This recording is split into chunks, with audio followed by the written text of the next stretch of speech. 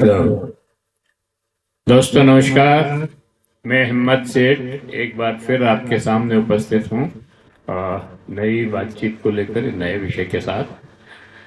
दोस्तों, कल हमने एक वीडियो बनाया था जिसमें राजस्थान सरकार के शिक्षा विभाग के बारे में बात की थी कि एक तो समग्र शिक्षा का जो अभियान है उसमें केंद्र सरकार ने कैंची चला दी है और 1200 करोड़ रुपए लगभग उसमें कम दिए हैं बजट के अंदर। तो नई लेबोरेटरी, नए रिसर्च, पुस्तकें, नई मतलब प्रयोगशालाएं, वो सब चीजें बंद हो गई, वो कोई भी नहीं खुलेगी। तो एक तो ये चक्कर चल रहा था। दूसरा, कल हमने आपको ये भी बताया था कि जो किट सरकार ने खरीद करके बांटे हैं उसमें बहुत ही ज़्यादा गड़बड़ है। कहीं लकड़ी के बैट के साथ प्लास्टिक की बॉल दे दी, जबकि खेलना, प्रतियोगिता में खेलना जो है लेदर की बॉल से पड़ता है। तो प्लास्टिक की बॉल से जो प्रैक्टिस करेगा वो लेदर की बॉल से कैसे खेलेगा। इसी तरह की बहुत सारी चीजें हमने आपको बताई थी कि कबड्डी का तो पिच ही नहीं दिया उन्होंने, मतलब पिच का जो मैट होता है नीचे बिछाने का कबड्डी के अंदर, वो ही नहीं है। तो ऐसे बहुत सारी चीजें थी जिसमें हमने आपको बताया था। लेकिन आज उससे भी आगे और ज्यादा जो है जानकारियां मिली है, हम आज उसी पे बात करेंगे। और बात करने के पहले मैं आपसे ये निवेदन करूं कि अगर आपने अभी तक हमारे YouTube चैनल महावीर समता संदेश को सब्सक्राइब न किया है तो सब्सक्राइब कर लें, बेल आइकन दबाना न भूलें। और अगर आपको वीडियो अच्छे लग रहे हैं तो लाइक करें, फॉरवर्ड करें, अपने दूसरे सोशल मीडिया पर डालें और अपने परिजनों को, दोस्तों को भी कहें कि हमारे इस चैनल को सब्सक्राइब करें, क्योंकि इसमें अच्छी अच्छे विषय उठाए जाते हैं, अच्छे विषयों पर बात होती है और घृणा फैलाने वाली चीजें हम नहीं परोसते हैं। आपको कमेंट बॉक्स में जाएं, कमेंट लिखें, हमारे वीडियोस पे आपके कमेंट और सुझाव हमें और भी बेहतर करने की ओर अग्रसर करेगा। हमने ये भी देखा है दोस्तों कि लोग कमेंट तो करते हैं लेकिन अपने व्हाट्सएप ग्रुप, वो व्हाट्सएप ग्रुप में जो कमेंट करते हैं वो मतलब हमारे पास तो आता है लेकिन दूसरे लोगों के पास नहीं पहुंचता है, तो पता नहीं लगता। तो कमेंट बॉक्स में जाकर के कमेंट करें, तो जो भी पढ़ने वाले लोग हैं, जो भी उसको वीडियो को देखने वाले लोग हैं, वो अगर कमेंट को पढ़ेंगे तो और ज्यादा बेहतर होगा। तो इस के बाद मैं आपको इस खबर की ओर ले चलता हूं जिसमें बहुत ही गड़बड़ी की है सरकार ने। एक एक राष्ट्रीय खेल है हॉकी, जिसके मैंने कल भी जिक्र किया था, उसका इस किट में एक भी सामान नहीं है, कोई नाम ही नहीं है हॉकी का। जिसका मतलब हॉकी में हमारा कभी दबदबा हुआ करता था, मेजर ध्यानचंद को हॉकी का जादूगर कहते थे और आज भी वो बहुत सम्मानित हैं, लेकिन इस किट में उसका कोई सामान नहीं है। दोस्तों, इस संदर्भ में आज कुछ नई जानकारियां मिली है। केवल हॉकी ही नहीं, जिन 7 खेलों में भारत सबसे ज्यादा मेडल जीतता है उन खेलों का सामान इस किट में है ही नहीं। और ये सारी गड़बड़ें इसलिए हो रही है ही नहीं। 75 करोड़ का टेंडर है, फिर भी 23 खेलों के इक्विपमेंट खरीदे ही नहीं। मतलब 75 करोड़ का बजट दिया, उसमें भी 23 खेलों का जो है सामान नहीं खरीदा। बहुत अनियमितताएं हैं सामने आई है इसमें मतलब जो प्रावधान किया है 76 करोड़ रुपए का, उसमें 22 करोड़ रुपए का सामान स्कूलों में पहुंच गया है। खेलकूद प्रतियोगिता के कुल 32 खेल स्वीकृत हैं। 32 खेल में से 23 खेलों में मतलब कोई सामान नहीं खरीदा, मतलब 9 खेलों का ही सामान खरीदा गया। यह सब गड़बड़ इसलिए हुई कि ग्रांट एंड एड का रुपया जो पहले स्कूलों में भेज दिया जाता था और स्कूल अपने लेवल पर जिन जिन चीजों की जरूरत होती थी उसको पीटीआई के माध्यम से खरीद लिया जाता था। लेकिन इस बार भजनलाल सरकार ने क्या किया है कि उसका सेंट्रलाइज कर दिया, परचेजिंग सारी केंद्रीकृत कर दी। केंद्रीकृत करने से ये हुआ कि जो सामग्री चाहिए वो उसका ऑर्डर वो उस किट में नहीं है और जो नहीं चाहिए वो उस किट में है। अब आप देखिए कि 10,000 रुपए का एक किट है मान लीजिए, तो उसमें 5,000 रुपए का सामान तो ऐसा है जो स्कूल को चाहिए ही नहीं। तो अब वो सामान भी बर्बाद होगा और पैसे तो बर्बाद हुई और बच्चे जो है उस ट्रेनिंग से महफूज रह जाएंगे। इस तरह की जो गड़बड़ा चल रही है, अब केंद्रीय लेवल पर क्या है कि स्कूल में क्या जरूरत है वो पता नहीं है। और अगर ऐसा करते कि भाई केंद्रीकृत व्यवस्था ही करनी थी तो स्कूल से सबकी रिक्वायरमेंट मंगवा लेनी चाहिए थी कि भाई आपको आपके स्कूल में किस किस स्तर का सामान चाहिए और वो सामान की लिस्ट आ जाती, फिर आप ऑर्डर कर देते और वो सामान जो है उन स्कूलों में किट बना करके दे देते। अब इतनी मेहनत कौन करे? फिर सेंट्रल परचेज का उद्देश्य एक मुश्त कमीशन खोरी भी हो सकता है, क्योंकि सरकारी खरीद में बिना कमीशन के तो कोई खरीद होता ही नहीं। अधिकारियों ने देखा स्कूल में छोटी छोटी परचेजेस होने से अच्छा है कि हम यहाँ पर एक साथ खरीद करके और भेज दें, तो थोक में भ्रष्टाचार। अब भ्रष्टाचार की बू इसलिए भी आती है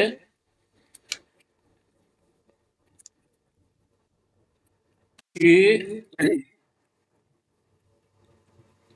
एक मेटल का काम करने वाली फर्म को खेल सामग्री सप्लाई करने का टेंडर ऑर्डर दे दिया। मतलब आप देखिए किस लेवल की बेईमानी हो रही है कि जो फर्म खेल के इक्विपमेंट सामग्री को का डील ही नहीं करती है उसको आपने खेल सामग्री सप्लाई करने का ऑर्डर दे दिया है। ये एक हरियाणा की कंपनी है और खेल सामग्री का व्यवसाय नहीं करती है। ये तो मेटल सप्लाई करती है। राष्ट्रीय राष्ट्रीय स्तर के सर्वाधिक मेडल जिन खेलों में जीते उसमें है एथलेटिक्स 21, बॉक्सिंग में 12, जूडो में 7, तीरंदाजी में 12, साइकिलिंग में 15, वशु में 19, शूटिंग में 12 मेडल जीते। इन खेलों के इक्विपमेंट इस किट में नहीं है। तो अब ये खेल जिनमें हम पद जीत रहे हैं उसकी ट्रेनिंग अगर नहीं होगी तो आगे ये कंटिन्यू कैसे हम जीत पाएंगे, ये एक बड़ा सवाल यहाँ खड़ा होता है। दोस्तों इन दिनों तो इस सवाल का हल तो है नहीं। अब मदन लाल दिलावर साहब जो एजुकेशन मिनिस्टर हैं, या तो वही इसका जवाब दे सकते हैं या भजन लाल जी दे सकते हैं, पर ये दोनों कोई देने वाला नहीं है इसका जवाब। जो हो गया सो हो गया, ऐसा ही लग रहा है। खैर दोस्तों इन दिनों शिक्षा विभाग में कुछ ज्यादा ही गड़बड़ चल रही। अभी मैंने आपको शिक्षा विभाग के स्पोर्ट्स काउंसिल का स्पोर्ट्स का टेंडर का बताया कि किस तरह से एक मेटल कंपनी को खेल सामग्री का टेंडर दे दिया गया। अब मदन दिलावर के तुगलकी फरमानों से शिक्षा विभाग भी बहुत चक्का है। पिछले वीडियो में हमने आपको बताया था कि समग्र शिक्षा अभियान पर केंद्र सरकार ने कैंची चला दी है। अब खबर आई है कि राज्य का शिक्षा विभाग उससे भी ज्यादा मूर्खता करने जा रहा है। 1 करोड़ 1,99,00,000 की ज्यादा वसूली, शुल्क वसूली की तैयारी में लग गया है। कक्षा 9वीं से 12वीं तक के प्रश्नों की राशि को लेकर स्कूल संचालकों में आक्रोश है। दरअसल हुआ ये है कि सरकार ने 9वीं क्लास से 12वीं क्लास तक के बच्चों से 10 रुपए समान परीक्षा के नाम पर वसूलने की ऑर्डर निकाल दिया, जबकि 10वीं क्लास के और 12वीं क्लास के बच्चे बोर्ड के एग्जाम देते हैं, वो उस समान शिक्षा परीक्षा में शामिल ही नहीं होंगे, लेकिन उनसे भी रुपया मांगा है कि आप ये जो है 10 रुपया पर पेपर दीजिए, पर स्टूडेंट, सॉरी। शिक्षा विभाग ने बच्चों से भी फीस वसूलना चाहता है, जबकि ये बच्चे तो परीक्षा देकर घर चले गए। अब संचालकों के लिए ये परेशानी है कि इन बच्चों की फीस कैसे वसूल करें। राज्य सरकार ने तो 9वीं से 12वीं तक के सभी बच्चों के लिए समान परीक्षा व्यवस्था के नाम पर फीस वसूलने का आदेश दे दिया है। 10वीं 12वीं बोर्ड में 99,500 बच्चे पंजीकृत हैं। ये राशि 1,99,00,000 बनती है, लगभग 2 करोड़। अब ये 2 करोड़ की राशि का कैसे लोग जो है मतलब निस्तारण करें। अब संस्था प्रधान अपनी जेब से तो दे नहीं सकता इतना पैसा, और बच्चों को बुला करके या बच्चों के अभिभावकों को बुला करके पैसा लेना बहुत मुश्किल है, क्योंकि बच्चों के एग्जाम हो गए हैं और वो चले गए हैं। राज्य स्तरीय समान परीक्षा के तहत 10 रुपए प्रति विद्यार्थी मांगे हैं। इसके पहले 20 रुपए प्रति विद्यार्थी अर्धवार्षिक परीक्षा में के समय वसूल कर लिए थे।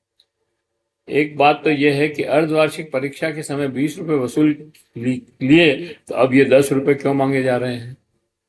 दूसरी बात यह है कि 10वीं और 12वीं के बच्चे जो बोर्ड की परीक्षा देंगे, वो समान परीक्षा की फीस क्यों दें, और उनसे पैसा वसूलने का क्या औचित्य है। तीसरी बात यह है कि संस्था प्रधान उन बच्चों की फीस कैसे जमा कराएं जो बच्चे बोर्ड की परीक्षा देकर अपने घर चले गए। संस्था प्रधान की दुविधा यह भी है कि नहीं जमा कराते हैं तो 9वीं और 11वीं के पेपर नहीं मिलेंगे, उनको प्रश्न पत्र नहीं मिलेंगे। शिक्षा मंत्री को इसमें संज्ञान लेकर कोई उचित निर्णय अभिभावकों और संस्थाओं की समस्या हल करनी चाहिए।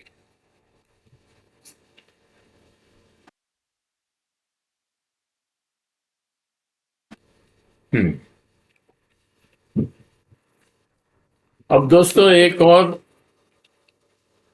विषय पर चर्चा करेंगे। ये शिक्षा विभाग की हमने चर्चा की, जिसमें रोज कुछ न कुछ गड़बड़ हो रही है। कभी स्कूल बंद करने की बात आती है, और मैंने आपको कल भी बताया कि 1,16,000 पद खाली हैं, 27,000 कुल चपरासियों पियोन्स के पद हैं, उसमें 22,000 खाली हैं, और वो चपरासियों के काम भी शिक्षकों को करने पड़ रहे हैं, और इससे शिक्षा व्यवस्था गड़बड़ा रही है, बच्चों की पढ़ाई में व्यवधान पड़ रहा है।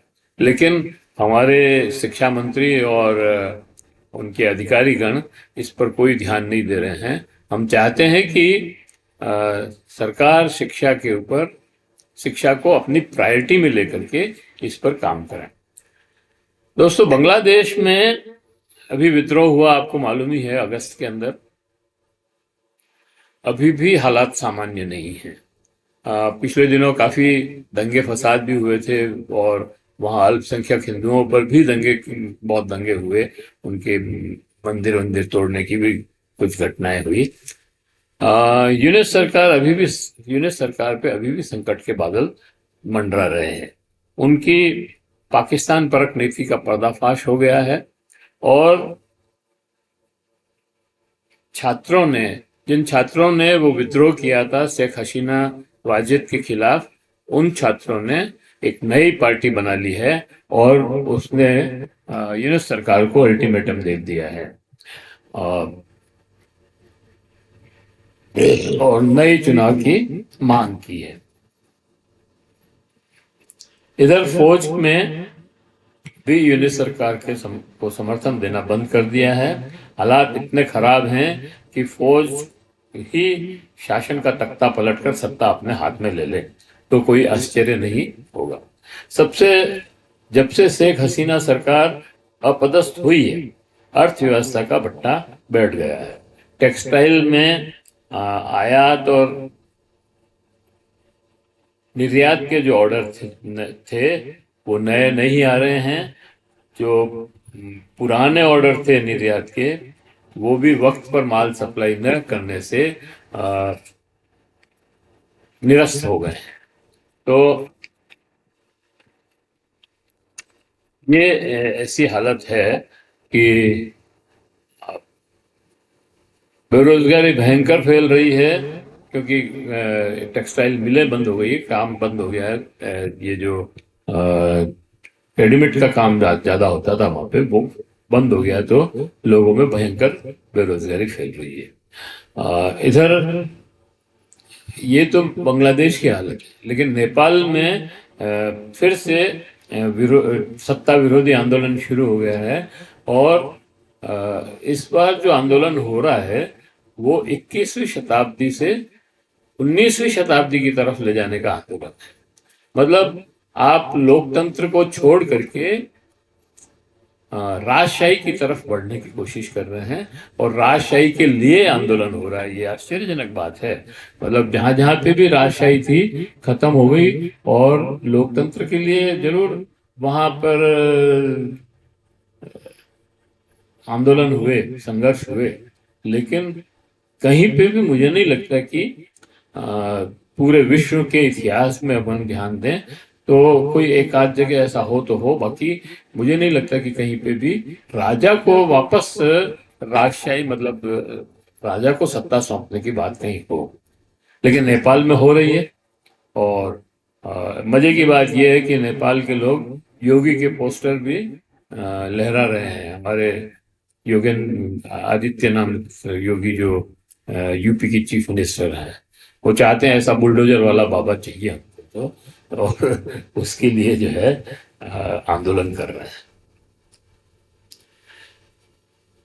निश्चित रूप से इन आंदोलनों में पूर्व राजा ज्ञानेंद्र का हाथ होगा। पूर्व नेपाल नरेश ने पहले भी गद्दी प्राप्त करने के लिए अपने ही परिवार के भाई और भतीजों की हत्या कर दी थी। वो की कि नहीं की ये पता नहीं, लेकिन इल्जाम उनके ऊपर है कि वो भुगत रहे हैं, क्योंकि सारे परिवार की वहां पर हत्या हो गई, ज्ञानेंद्र बच गए। क्या कोई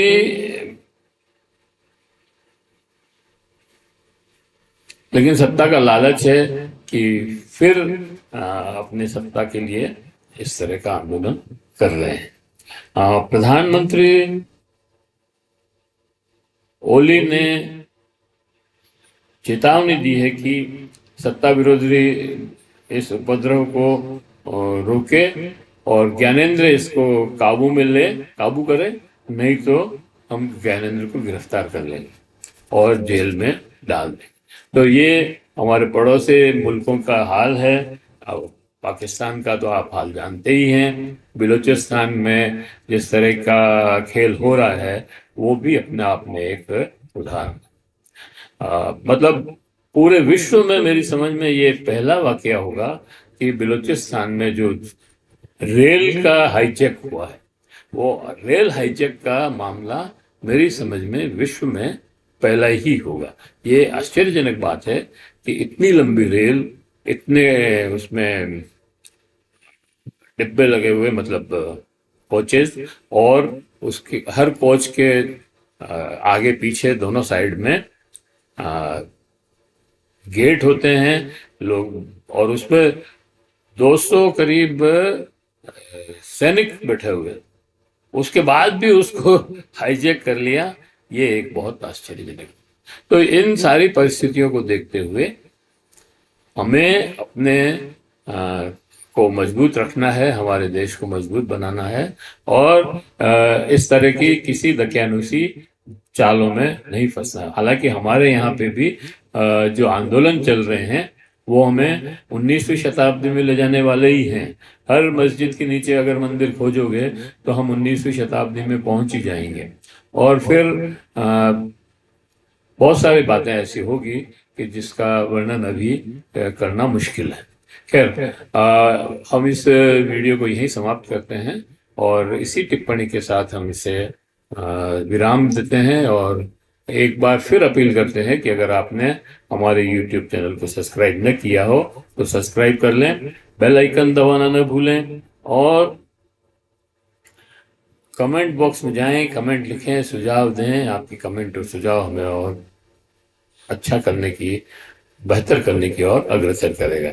अगर आपको ये वीडियो अच्छा लगा है तो लाइक करें, फॉरवर्ड करें और सोशल ग्रुप्स में डालें और अपने मित्रों को बताएं। दोस्तों, मैं ये भी अपील करना चाहता हूं कि आप सब लोग शिक्षा को प्राथमिकता देने के लिए और समान शिक्षा की बात करने के लिए अग्रसर हों, आगे आएं और इसको एक अभियान के रूप में लें। तभी, क्योंकि शिक्षा ही एक ऐसा साधन है जो लोगों को जागृत कर सकता है और विकास में सहयोग कर सकता है, योगदान दे सकता है। इसलिए शिक्षा के ऊपर अगर आप सब लोग प्रयत्नशील होंगे तो हमारा देश जल्दी जागृत होगा, जल्दी आगे बढ़ेगा। धन्यवाद। जय भारत, जय हिंद। मिलते हैं फिर किसी और वीडियो के साथ।